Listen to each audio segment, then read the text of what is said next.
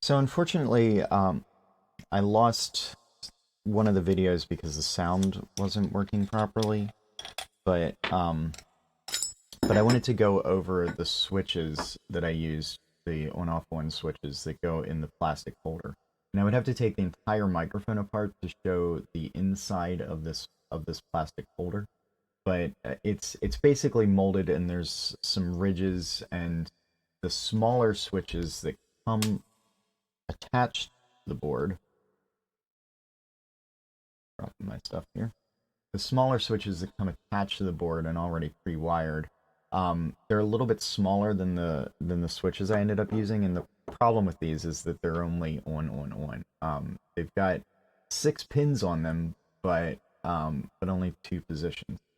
And what I did was I went on eBay and I found these 3 position switches, and they're listed as on, but it turns out that if you pick the right pins, and it's the outer 2 pins and then the pin closest to the gap here, um, it turns out that if you pick those 3 pins, this will function as an on off one instead of an on.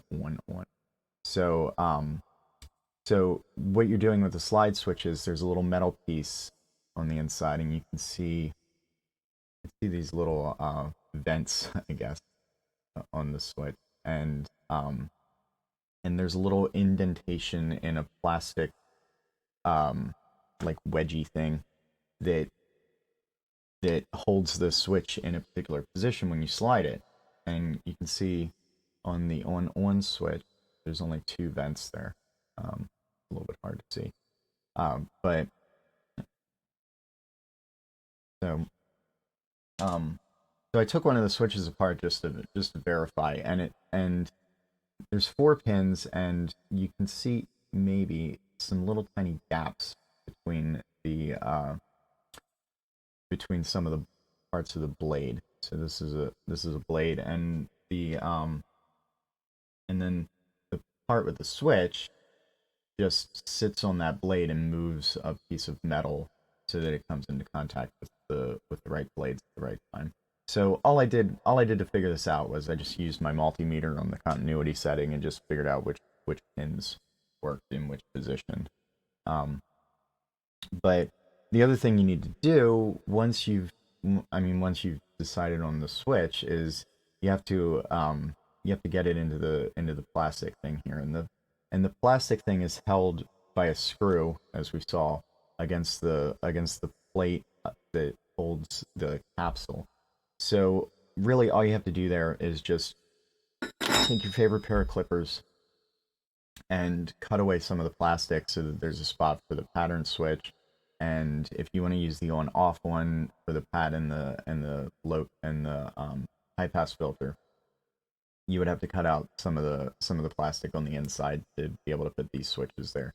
But it's not too involved. It's a little annoying, and it doesn't always look great aesthetically. In this case, I chose to hold the switches there with a little bit of wood glue and some shims under them to but they actually ended up a little bit closer to the head basket than I would have liked for aesthetic reasons, and I would have liked them to sit a little bit closer to the bottom of the plastic.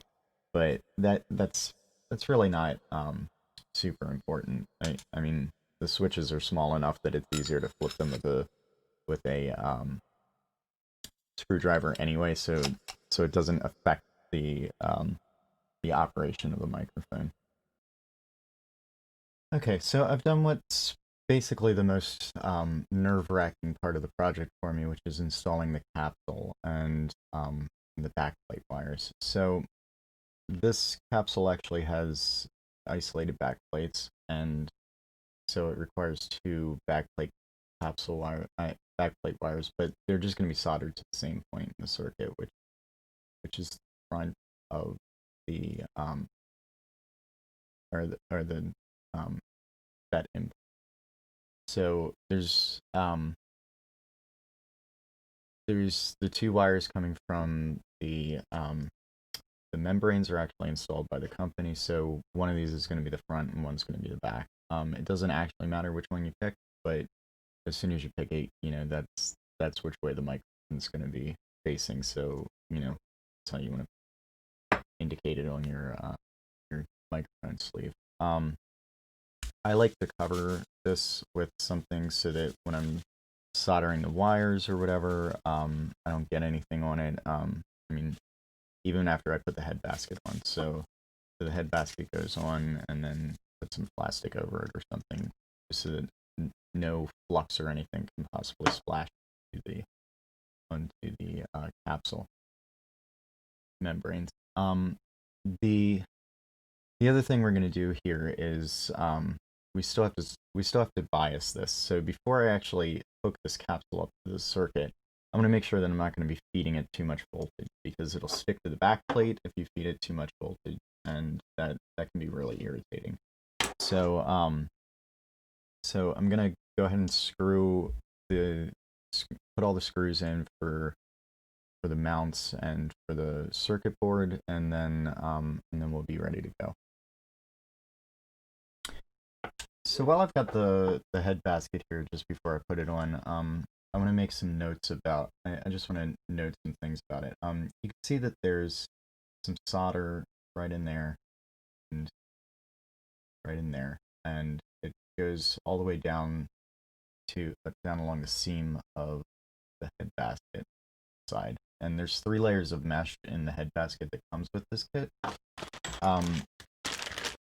Often, but not always, I will remove 2 of the layers of mesh, and you can see on this microphone, which is the microphone I was working on, you can actually just see the capsule in there. But this is of debatable utility. So the purpose of the mesh is to act as a Faraday cage, and when you have 3 layers of mesh, it also provides a little bit of pop filtering. And you would think, well, if it's stopping air from going in, maybe it's also stopping some sound from going in. And on the one hand, maybe, but it's not actually clear cut that happens. So and it turns out that, and some people will argue, well, you want all 3 layers of mesh in the head basket, because then you've got a better Faraday cage. But even with the looser mesh, and in fact some microphones have an even looser outer mesh than this one does, you're still getting a good Faraday cage for basically anything you can hear, and quite a bit of stuff that you can't hear whatsoever. So whether you remove it or not is really up to you. I'm going to leave it off on this one, because I can always just grab a different head basket that I've already removed the mesh from.